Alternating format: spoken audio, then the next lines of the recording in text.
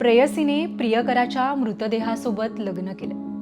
स्वतःच्या वडिलांनीच प्रियकराचा जीव घेतला, पण मुलीने लग्न करून दाखवून दिलं की प्रेम काय असतं. पण तिने लग्न केलंय हे जिवंत मुलासोबत नाही, तर त्याच्या मृतदेहासोबत.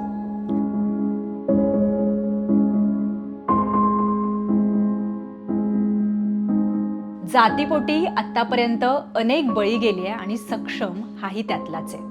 आपल्या मुलीच्या प्रियकराची जात वेगळी होती म्हणून वडिलांनी त्याला संपवलंय.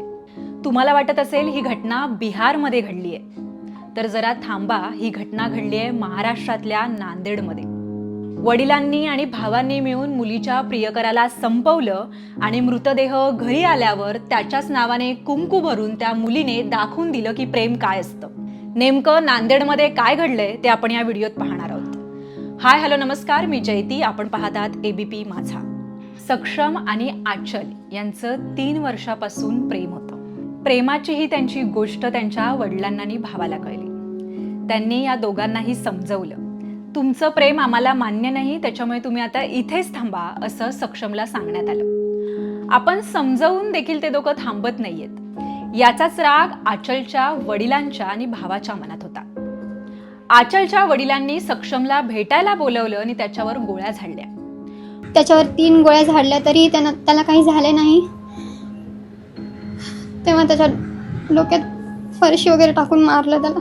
सक्षमचा मृतदेह ज्या वेळेला घरी आला आणि त्याची माहिती ज्या वेळेला प्रेयसी आचलला मिळाली, त्यावेळी आचल टाहो फोडत सक्षमच्या घरी पोहोचली. सक्षमच्या मृतदेहाला बघून आचल ओक्साबोक्शी रडायला लागली आणि काय माहित तिच्या मनात काय आलं, तिने तिथेच लग्नाचा निर्णय घेतला.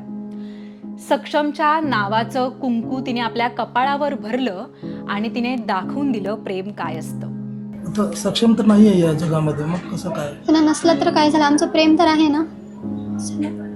माझ्या घरचे जिंकूनही हारले आणि त्यांना हारूनही जिंकला आणि त्याच्यासोबतच राहील हमेशा आणि माझ्या मनाने राहील मी. माझ्यावर कोणाची जोर जबरदस्ती नाही, काहीच नाही.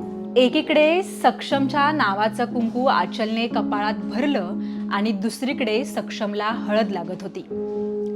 लग्नाचा हा विधी पाहून उपस्थितांचं मन हेलावलं आणि सगळीकडे चर्चा झाली त्या आचलच्या या निर्णयाची.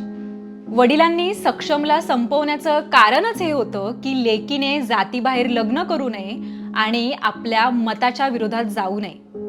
आचलने सक्षमला दिलेल्या वचनांचं पालन केलं आणि मृतदेहाशी का होईना लग्न करून हे दाखवलं की प्रेम हे अमर असतं, ते कोणाच्याही संपवण्याने संपत नसतं.